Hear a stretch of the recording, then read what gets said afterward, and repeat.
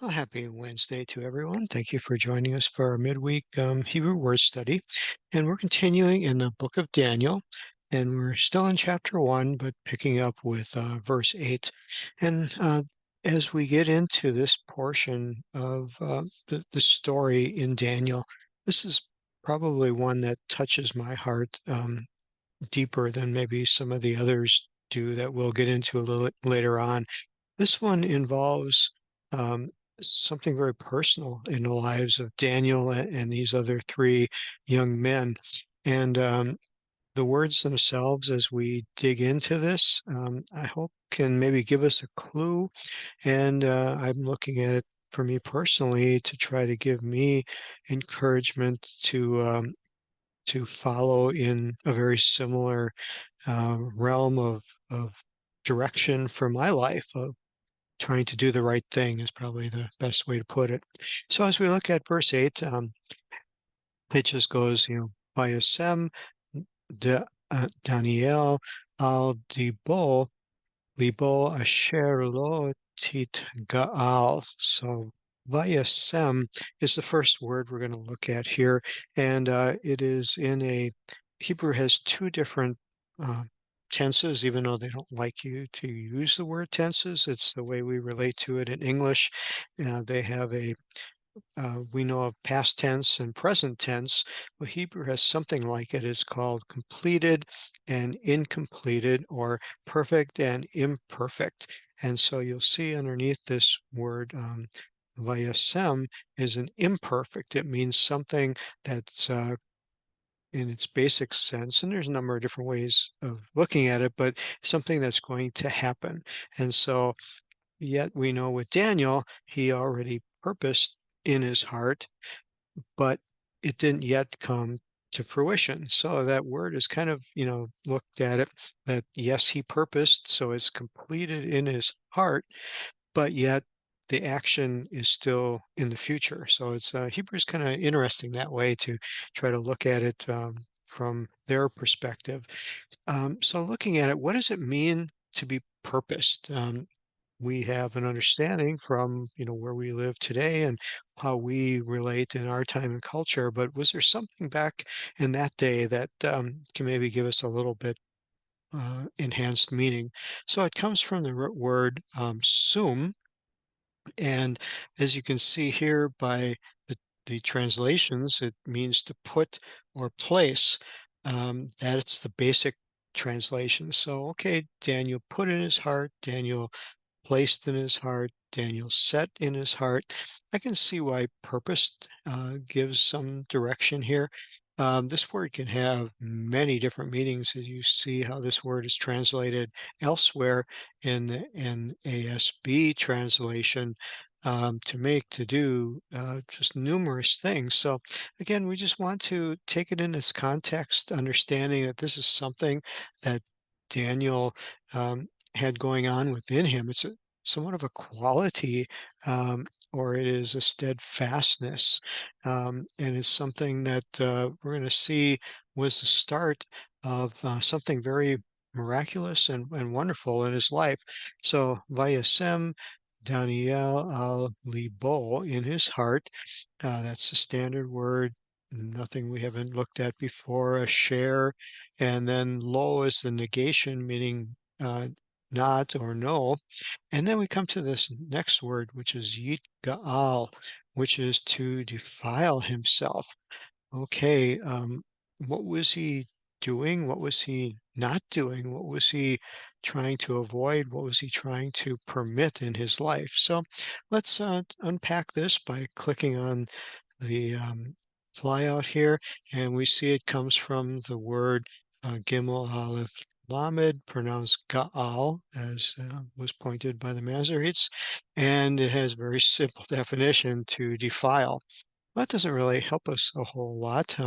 We see, interestingly enough, you would think a word like this would be um, referenced many places throughout the Bible. We always take notice when we have a word that's somewhat special like this. It's not used very many times, and it doesn't even list a word origin. There's no root that it comes from. We're pretty much left with this here. So we scroll down a little bit and go to the Brown Driver Briggs lexicon here, and it tries to give a little bit of an understanding of how we should be thinking about this word.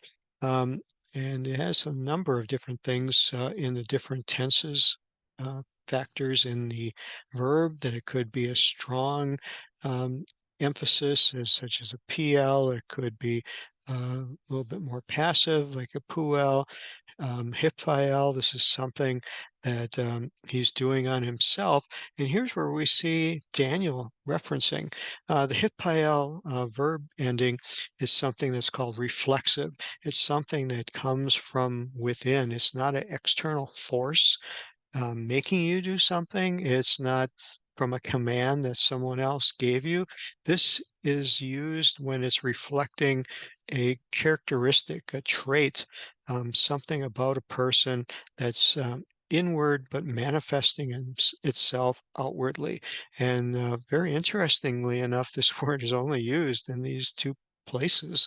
That this was Daniel purposing something in his heart. Now, again, just trying to get a better understanding of this word, because this word sounds a lot like Gaal. It sounds a lot like the word that means to redeem. And so this is where this is kind of interesting as to, okay, what do we learn from this? So let's go one step back.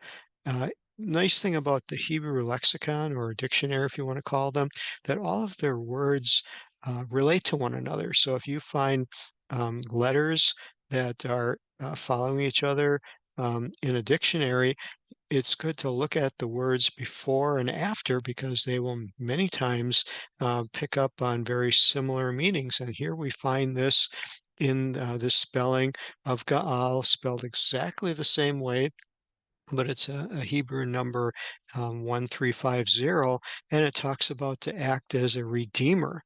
Well, boy, that really sets your mind wondering, saying, how do you get defiled out of the same word that means redeemer? Redeeming is a very good thing. When we were going through the book of Ruth, remember Boaz acted as a redeemer and for Naomi and for Ruth. And we saw the connection there as to how Jesus acted as our Redeemer. Well, how can these words be even next to each other, spelled the same way, but in our mind have some very, very different meanings? And that's where we want to go back to um, its inner roots, if you will. And so, one of the things that I noticed that was very, very interesting is that this word to redeem has the idea of freeing, has the idea of releasing from um, the influences of something. And so I saw that connection of being free. Um, and seeing that there are opposite ends of the spectrum, that what you can look at is that you can be free from good versus being free from bad.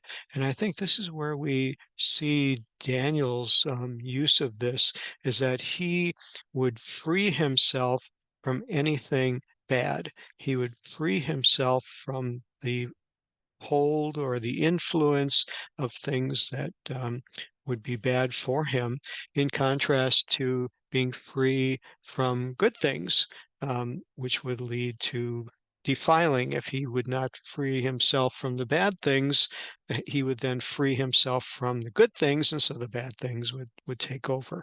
So again, just a beautiful enhancement of understanding some very interesting words. Um, we move to the rest of the verse, and it talks about the king's delicacies, the pot bog, and we took that apart and looked at it last time. Hamelech, Uvayain, this is the king's wine.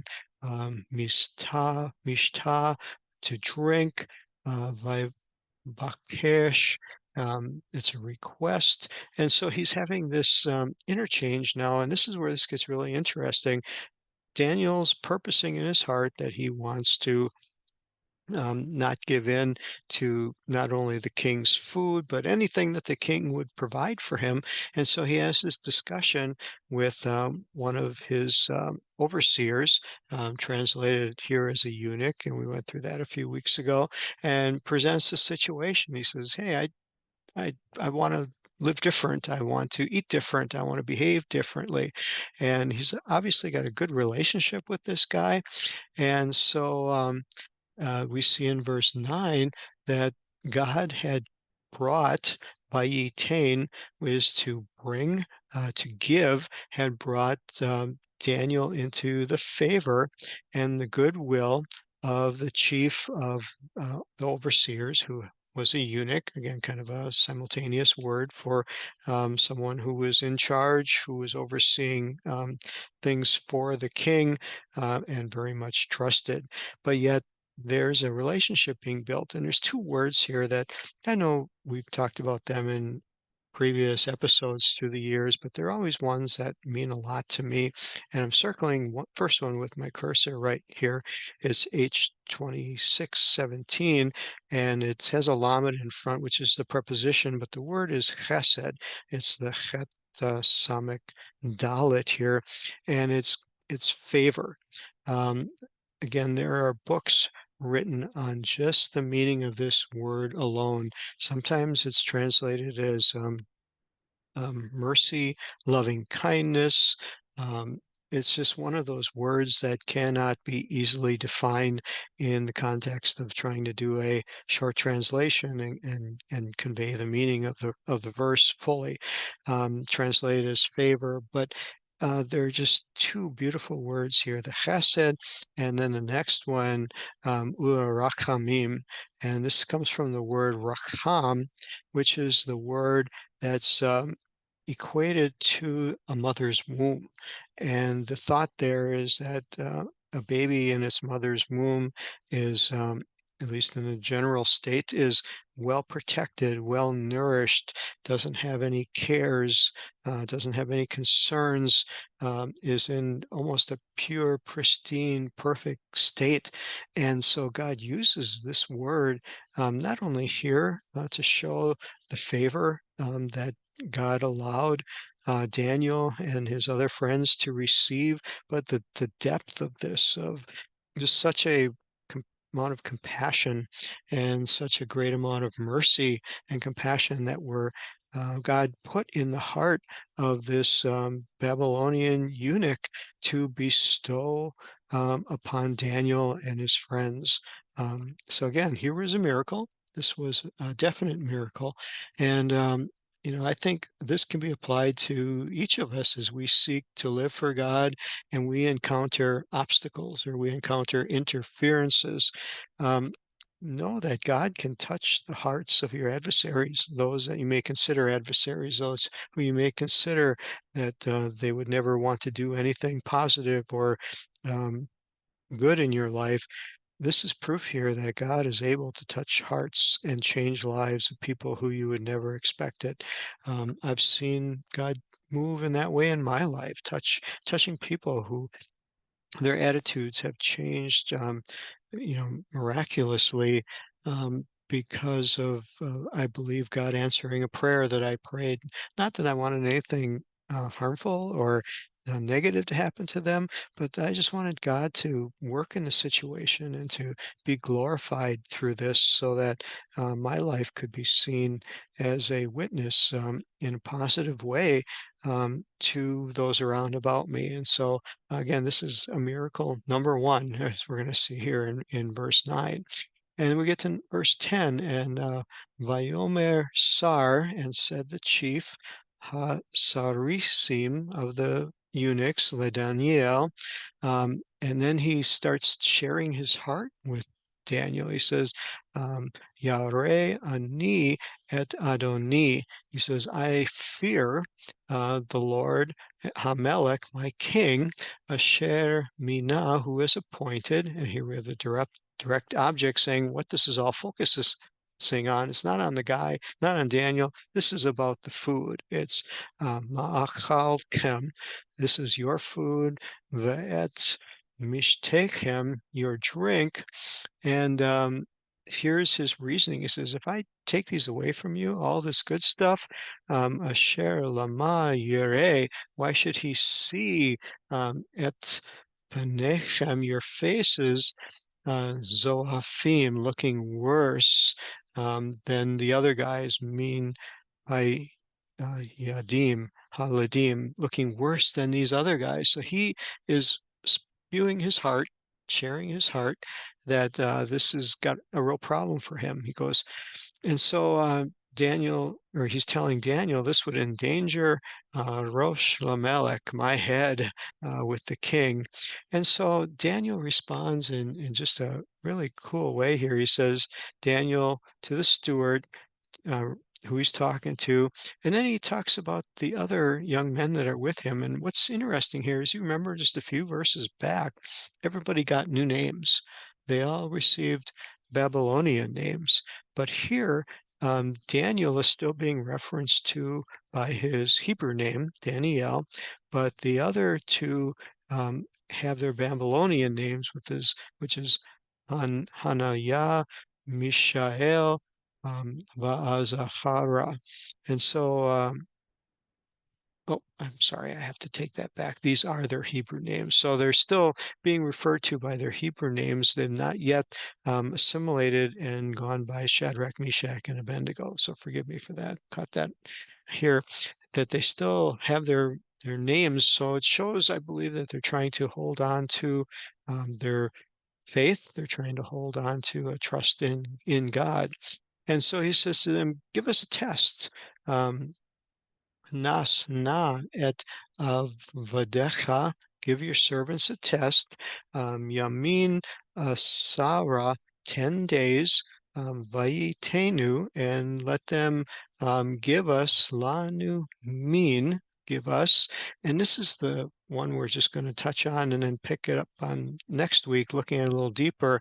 It's hazeroim, some vegetables, venochela, to eat, umayim, so vegetables and water, venishte, and to drink water. So he's really taken a pathway here that's very, very interesting. He's saying, take away all the good food, take away the wine, take away the bread, take away all the pastries, take away all the meat, take away anything that may have been given to idols, dedicated to idols. We don't want any of it, but let's do a test. Give us vegetables. And this word vegetable is somewhat kind of neat. It is translated pulse in many versions. Here we see the King James Version. It says that give us pulse to eat, which of course pricks your imagination, saying, what in the world is pulse? And so it goes back to the root word of where we get vegetables from. We don't know where that was derived from in English, and I'm sure there's a way to find it out, but it's really easy to find out in Hebrew. It comes from the word zeroah, which has to do with planting. And it's something that's sown. And I found that was really, really kind of neat to look at something that is sown. And it brings out the point that this comes from a vegetable, like when you plant a vegetable and it has an edible seed, like from a legume. So as an example, if you planted peas or beans, the pea pod or the bean with, as you see it growing, would be called a legume. But inside, the little peas and the little beans that you would open it up and eat inside would be called the pulse, would be called the beans, and references are like chickpeas, lentils, peas, and beans. And so he was saying, I just want to eat those beans that are inside these shells, husks and hulls, if you will, and that's what we're going to eat. And because that would be what's planted, those would be the seeds that would be planted. So that's the root word here of where this word is translated vegetables. But in reality, a vegetable here, it could be carrots, could be corn, could be, you know, broccoli, any of those things. But what Daniel is saying, let us eat just the seeds, the beans, and there's probably barley, probably wheat. There's probably the other beans that they had that are native to that land. Let us just eat those things right now, and let's do a test for 10 days. So I hope you enjoyed that little study. We'll come back next week and find out how this test goes. What can you learn in 10 days? What would the effect be of going on such a strict diet of beans and water? And what's this outcome going to be? Is this going to be a dangerous situation? Is someone going to be in danger with the king? Come back next week and we'll take a look at it. So God bless you all and see you then. Bye bye.